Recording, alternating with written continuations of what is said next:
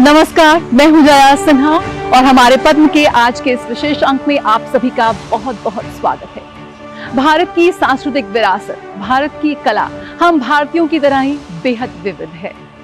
लंबे समय से भारत अपने उत्कृष्ट शिल्प कौशल के लिए और अपनी सांस्कृतिक संपदाओं के लिए जाना जाता रहा है, लेकिन आधुनिकीकरण के इस दौर में और बदलते नजरिए के चलते कई ऐसी कलाएं जिनका सांस्कृतिक और ऐतिहासिक महत्व है वो भी विलुप्ति की कगार पर पहुंच चुकी हैं। हमारे पद्म के आज के इस विशेष अंक में हम बात कर रहे हैं उन लोगों की जिन्होंने अपना पूरा जीवन समर्पित कर दिया भारत की इन सांस्कृतिक विरासत की रक्षा के लिए।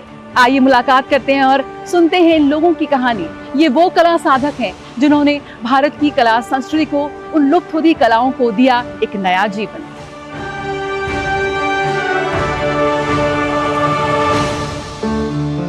भारत के हर एक राज्य की अपनी एक विशिष्ट कला शैली है। आप देख सकते हैं इस पट्टचित्र कला को, हमारे देश की प्राचीनतम कलाओं में से एक है। प्राकृतिक रंगों के माध्यम से कारीगर ने कैसे एक तस्वीर के साथ पूरी एक लोक कथा को दर्शा दिया है। कुछ ऐसे ही अद्वितीय कला कौशल की मालिक हैं लौरेम्बम बीनो देवी, जो मणिपुर की इस प्राचीन लीबा कला को संजोए रखने में और उसे जीवित रखने में लगातार प्रयासरत हैं। उम्र के इस पड़ाव पर और अपने गिरते स्वास्थ्य की चुनौती को भी उन्होंने दरकिनार कर दिया है और आने वाली पीढ़ी को वो इस कला को सिखाने में जुटी हुई है। प्राचीन समय में शाही युग में लीबा की एप्लिक कला बेहद लोकप्रिय थी, लेकिन वर्तमान समय में ये विलुप्ति की कगार पर है। लौरेम्बम बीनो देवी वो कुछ एक कलाकारों में से एक हैं जिन्हें ये कला कौशल विरासत में मिला है और उनकी पूरी कोशिश है कि वो आम लोगों को, बाकी कारीगरों को इस एप्लिक कला को सिखाएं ताकि ये कला संरक्षित रह सके।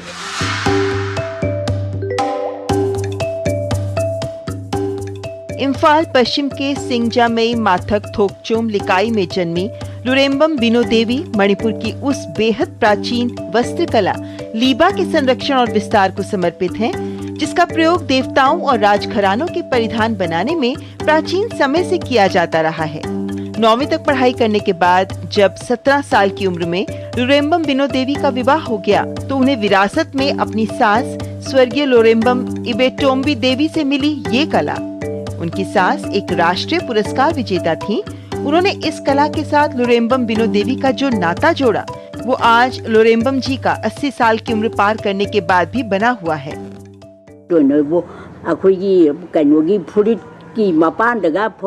इस आधुनिक समय में हमारी 18वीं सदी की मणिपुर की एप्लिक कला को संरक्षित करना आसान नहीं है।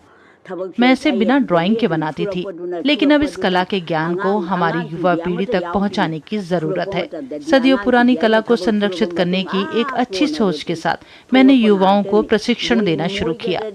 यह एक सपने जैसा था और मुझे विश्वास ही नहीं हो रहा था कि मैं पद्मश्री पुरस्कार विजेताओं में एक हो सकती हूँ और मैं हमारे प्रधानमंत्री नरेंद्र मोदी जी को उनकी पहल के लिए धन्यवाद देती हूँ। मैं मोदी जी से मिली हूँ और मैंने उनसे आने वाले समय में हमारी मैती संस्कृति को प्रोत्साहित करने का अनुरोध किया है।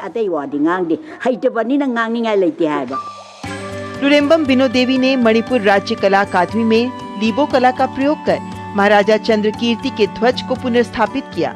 उन्होंने महाराज कुलचंद्र सिंह द्वारा इस्तेमाल किए गए 2 जोड़ी दुर्लभ मखमली जूतों की भी मरम्मत की, जो कांगला संग्रहालय में प्रदर्शन के लिए रखे गए हैं। बीनो जी इस कला में इतनी पारंगत हो चुकी हैं कि वे लीबा के डिजाइन को काटने से पहले कभी कोई रूपरेखा नहीं बनाती। सीधे कैंची का उपयोग कर एक से बढ़कर एक सुंदर और मुश्किल डिजाइन आराम से काट लेती हैं। बीनो देवी को इस कला के भविष्य को लेकर भी काफी चिंता रहती है। अलग अलग संगठनों के साथ जुड़कर वे लोगों को प्रशिक्षण दे रही हैं। उनका विलुप्त हो रही इस कला के दस्तावेजीकरण का प्रयास भी सराहनीय है। बदलते वक्त के साथ उन्होंने विभिन्न उत्पादों जैसे चादर, कुशन, हैंडबैग और अन्य में भी लीबा कला का उपयोग करना शुरू कर दिया है।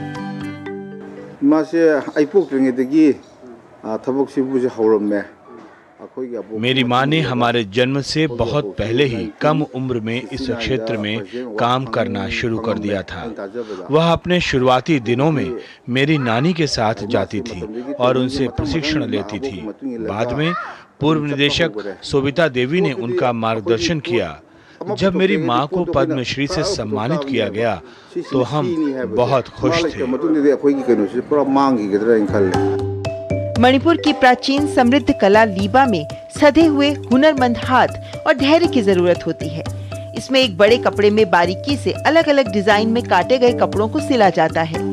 धीरे धीरे ये कला आम लोगों से दूर होती चली गई है, लेकिन 80 वर्षीय लुरेम्बम बिनो देवी इस उम्र में भी जी जान से इस कला को संवारने और अगली पीढ़ी तक पहुंचाने में जुटी रहती हैं। अपने इस काम के लिए विभिन्न मंचों पर पुरस्कारों से सम्मानित लीबा कला को पुनर्जीवित कर प्रशिक्षण प्रदान कर रही लुरेम्बम बिनो देवी को पद्मश्री से सम्मानित किए जाने पर हार्दिक शुभकामनाएं।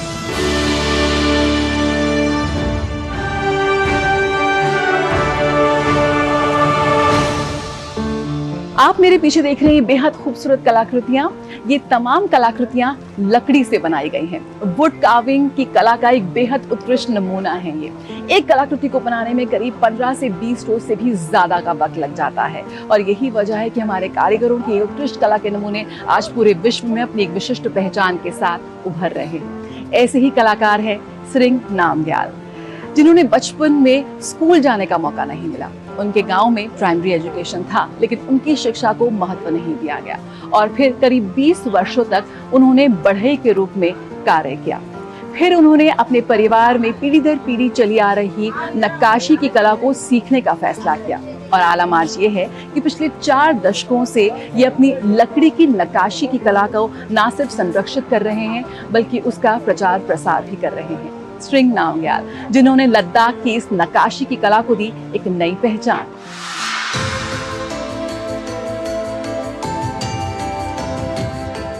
काष्ठ में उकेरी गई बारीक नक्काशी, रंग बिरंगी सुंदर और सजीव सी लगती कलाकृतियां लद्दाख के हिंजू गांव के सरिंग नामग्याल की मेहनत, कलात्मकता और भाव कला का समर्पण ही है जो इन बेजान लकड़ी के टुकड़ों में जान भर देता है। पीढ़ियों से चली आ रही काष्ठ नक्काशी की इस परंपरा को वे पिछले 40 वर्षों से आगे बढ़ाते हुए इस कला के संरक्षण में लगे हैं। कला से प्रारंभिक परिचय परिजनों ने कराया, फिर काष्ठ कला के प्रसिद्ध उस्ताद सेरिंग स्तोब्दन से 5 साल तक कड़े प्रशिक्षण में इसकी बारीकियों को सीखा।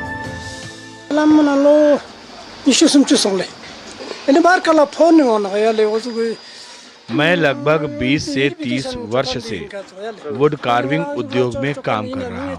गणतंत्र दिवस के पूर्व संध्या मुझे दिल्ली से एक फोन आया जिसमें बताया गया कि मेरा नाम पद्म पुरस्कार विजेताओं की सूची में शामिल है। मैं बहुत खुश था। मैं युवा पीढ़ी से कहना चाहूँगा कि यदि आप कड़ी मेहनत करते हैं तो किसी दिन आपको भी पुरस्कार जरूर मिलेगा।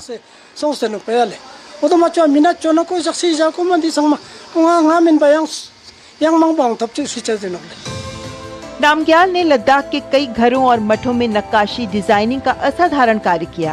बौद्ध धर्म गुरु दलाई लामा के लिए बारीक नक्काशी वाली चाय की मेज बनाई, जिसे सोलचोक कहते हैं। लद्दाख के सबसे पुराने लामा युरु मठ में उपासना स्थलों पर भी उन्होंने काम किया। साथ ही सबसे बड़े मठ हेमिस, चिमड़े, माथो और सेरकारमो में महत्वपूर्ण कार्य किए। पिछले 4 साल से इनके साथ मेरा टोटल 7 साल से मैं ये काम कर रहा हूँ। कुछ सीखने को मिला, बहुत एक्सपीरियंस है इनके पास। वो फ़ोन आया दिल्ली से, तब मैं नहीं था, मैं घर गया था, तो मुझे न्यूज़ पे पता चला कि इनको पद्मश्री अवार्ड मिला है, तो बहुत खुश हुआ। बहुत अच्छा लगा सर, जिनसे मैं सीख रहा हूँ उसको पद्मश्री अवार्ड मिला तो बहुत बड़ी बात है। वुड कार्विंग में थोड़ा फेमस हो गया हर जगह पे, पहले इतना फेमस हो गया है जब से इनको पद्मश्री अवार्ड मिला है। नामग्याल ने काष्ठ नक्काशी की पारंपरिक और आधुनिक शैलियों के मिश्रण में विशेषज्ञता प्राप्त की। वे इस कला के प्रचार के लिए रेडियो, टीवी से लेकर सेमिनार, व्याख्यान और कई शिल्प मेलों में लगातार सक्रिय रहते हैं और आने वाली पीढ़ी तक इस कला को पहुंचाने के लिए काफी लंबे समय से युवाओं को प्रशिक्षण देकर स्वरोजगार के अवसर दे रहे हैं। काष्ठ शिल्प में विशिष्ट योगदान के लिए सरिंग नामग्याल को पद्मश्री से सम्मानित किए जाने पर हार्दिक शुभकामनाएं।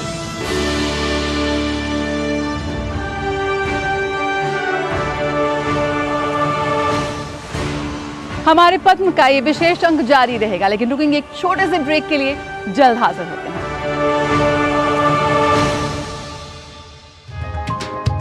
चाय की प्याली के साथ खबरों से भरी नई सुबह, देश की राजनीति, आम जन की कहानी, विदेशों की हलचल, कारोबार का गुणा भाग, खेल का मैदान, मनोरंजन और ज्ञान विज्ञान, विरासत और संस्कृति के साथ सेहत की बात और ग्लैमर का तड़का।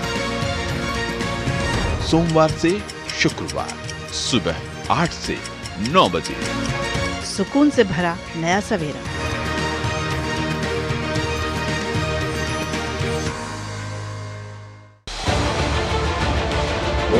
उत्तर से दक्षिण तक, पूर्व से पश्चिम तक, देश हो या दुनिया की खबर है तो पड़ताल जरूरी है।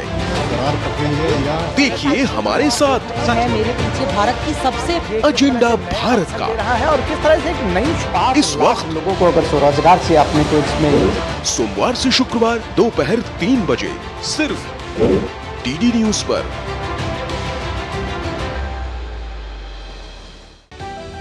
समाज की बेड़ियां तोड़कर हासिल किए अनोखे मुकाम, उज्जवल भविष्य के स्वप्न के साथ उन्मुक्त गगन में भरी उड़ान, बाधाओं के बंधन काटकर साबित की अपनी पहचान, जो अपने बुलंद हौसलों से सामाजिक बेड़ियां तोड़कर लिख रही हैं वीरता की गाथाएं। मैं उन्मुक्त, मैं स्वच्छंद, मेरा ध्येय अनंत, मेरी दिशा अनंत। मिलिए इन प्रेरणादायक शख्सियतों से मेरे साथ कार्यक्रम तेजस्विनी में, सिर्फ डीडी न्यूज पर।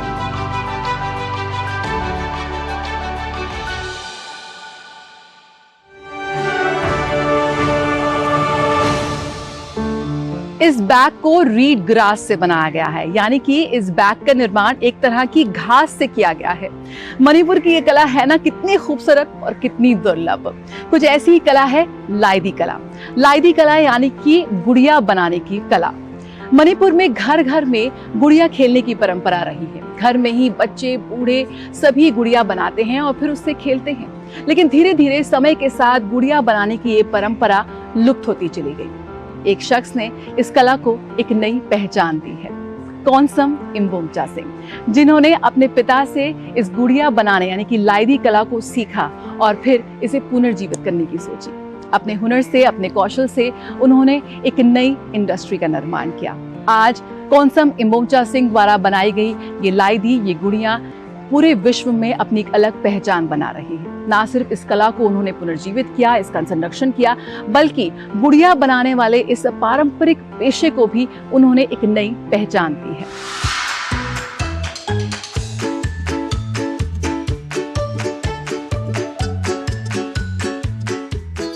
हाथ से बनी सुंदर और रंग बिरंगी गुड़िया आज मणिपुर की पहचान बन चुकी हैं। सदियों पुरानी इस कला विरासत को राज्य की सीमा से बाहर पहचान दिलाई है कौनसम इम्बोमचा सिंह ने, जिन्होंने गुड़िया और खिलौने बनाने की मणिपुर की पारंपरिक तकनीक को संरक्षित करने में महत्वपूर्ण भूमिका निभाई और इसे लोगों के बीच प्रसारित किया। 1962 में जन्मे कौनसम इम्बोमचा सिंह को शिल्प के प्रति लगाव और कला की समझ विरासत में मिली। इम्बोमचा सिंह के माता पिता शिल्प कला में राष्ट्रीय पुरस्कार विजेता रहे हैं। बचपन से ही उन्होंने कला की बारीकियों को सीखने के लिए प्रशिक्षण लेना शुरू कर दिया। मणिपुर विश्वविद्यालय से कला में स्नातक करने के बाद भारत सरकार द्वारा आयोजित प्रशिक्षण योजना के तहत 1 वर्ष का प्रशिक्षण पाठ्यक्रम भी किया। फिर बेंगलुरु से सिरेमिक और ग्लेज पॉटरी में एडवांस ट्रेनिंग कोर्स किया। अपने अनुभव और प्रशिक्षण के बूते वे मणिपुर शिल्प कला को संरक्षित करने में जुट गए। उन्होंने पारंपरिक गुड़िया, उनके आकार, नृत्य की भंगिमाएं और पोशाक के साथ कई प्रयोग किए। पद्मश्री और से लिसिंग अनि कुनिथोई की सही जित पंजबने मुझे पंकांदा कोई मैंने बचपन से ही हमारे मणिपुर की संस्कृति, विशेषकर गुड़िया बनाने की कला को संरक्षित करने का सपना देखा था। मैंने कड़ी मेहनत की है। मुझे तो यकीन ही नहीं हुआ। जनवरी 2022 में मुझे पद्मश्री पुरस्कार के बारे में बताया गया। मेरी खुशी का ठिकाना नहीं रहा। उस पल मुझे लगा कि मेरी कड़ी मेहनत को पहचान मिल रही है।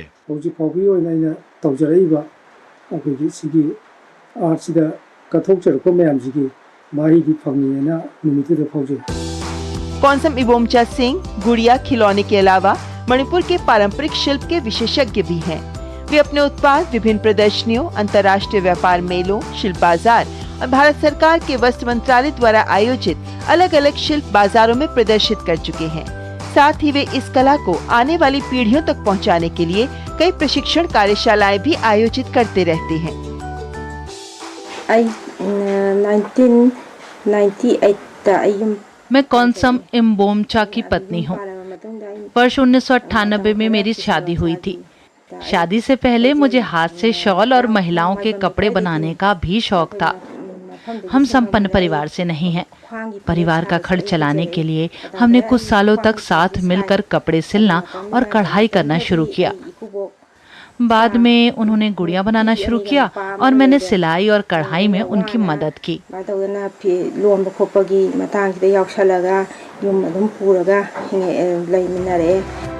कौनसम इबोमचा सिंह भारत सरकार और राज्य सरकार द्वारा आयोजित कार्यशालाओं में बतौर प्रशिक्षक भी कार्यरत रहे हैं।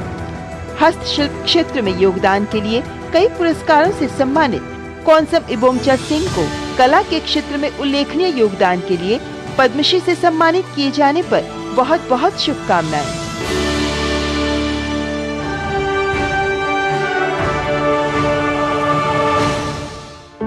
विश्व प्रसिद्ध हैं थांका पेंटिंग्स। कपास और रेशम के परिधान पर पेंटिंग के जरिए पौराणिक कथाओं को दर्शाया जाता है। जब भी थांका पेंटिंग्स का जिक्र होता है, एक ही नाम सामने आता है, खांडू वांगचुक भूटिया। खांडू वांगचुक भूटिया जो कि थांका पेंटिंग्स का प्रतीक बन चुके हैं। कड़ी मेहनत, कठिन तपस्या के साथ 15 साल की उम्र में उन्होंने इस कला को अपनाया और आज इतने वर्षों में उन्होंने थांका पेंटिंग्स की कला को न सिर्फ एक नई पहचान बल्कि एक नई प्रसिद्धि भी दिलाई है। इस कला को पुनर्जीवित करने के साथ साथ अब वो इसे संरक्षित करना चाहते हैं और यही वजह है कि 300 से भी ज्यादा युवाओं को, बच्चों को वो इस कला का प्रशिक्षण दे रहे हैं ताकि ये युवा, ये आने वाली पीढ़ी इस कला को संरक्षित कर सके, उसे यूं ही जीवंत रखे।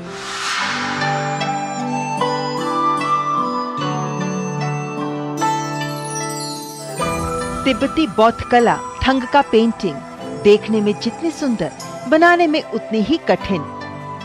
कपास रेशम के ताने बाने से बनी इस प्राचीन कला को संरक्षित कर रहे हैं पश्चिम सिक्किम के साखियों गांव के कलाकार खांडू वांगचुक भूटिया।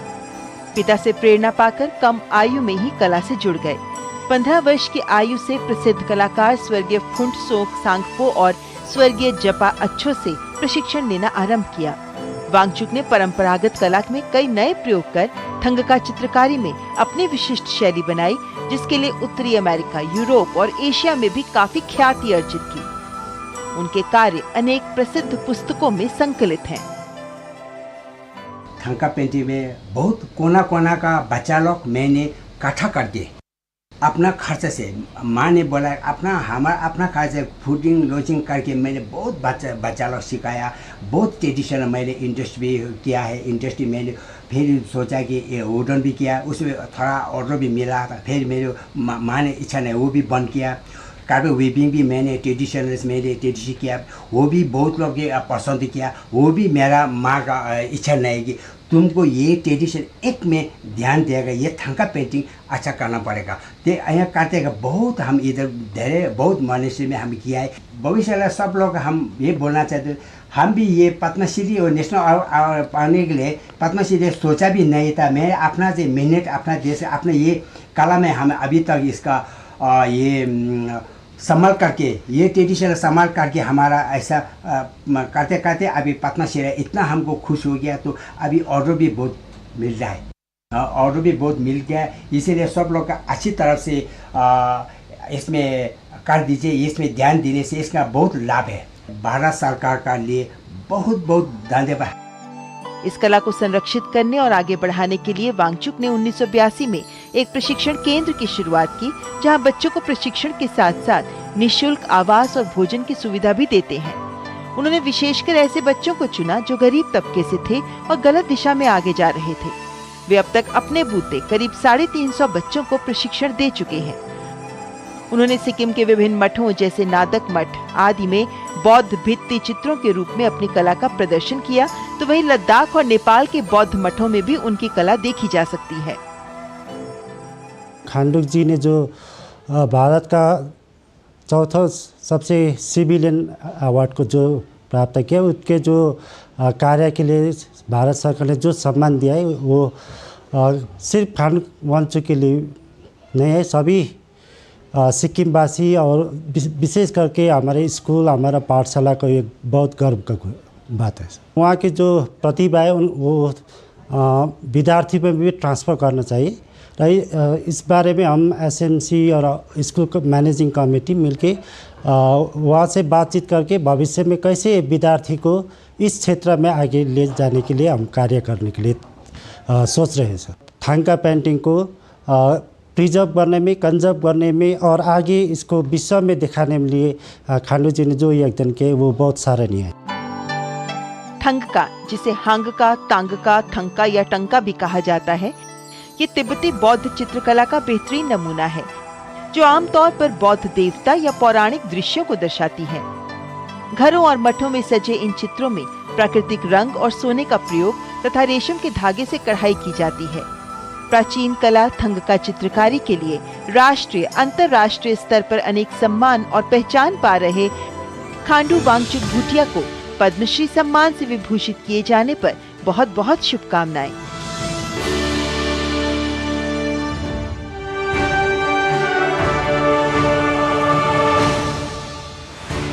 कला वो शब्द है जिसके बिना मानव जीवन की कल्पना ही नहीं की जा सकती। भारतीय कला कौशल, भारतीय संस्कृति की जड़ें बेहद गहरी हैं। भारत के ये प्राचीनतम कला स्वरूप न सिर्फ हमारी मान्यताओं, हमारी रीति रिवाजों और परंपराओं का प्रतिनिधित्व करते हैं, बल्कि हम भारतवासियों को जीने का कौशल भी सिखाते हैं। बहुत ज़रूरी है इन प्राचीनतम कला और शिल्प कौशल का संरक्षण। बहुत ज़रूरी है हमारे कलाकारों को सहायता प्रदान करना, उन्हें प्रोत्साहित करना। तभी तो आने वाली पीढ़ी इस भारतीय विरासत से रूबरू हो पाएगी। एक बार फिर बहुत बहुत धन्यवाद इन कलाकारों को जिन्होंने अपना पूरा जीवन समर्पित कर दिया इन कलाओं के संरक्षण के लिए, इनके प्रचार प्रसार के लिए। हमारे पद्म के आज के इस खास अंक में इतना ही। मुझे मेरी पूरी टीम को दीजिए इजाजत। साधारण लोगों के असाधारण समर्पण के जश्न का ये सिलसिला यूं ही जारी रहेगा। नमस्कार।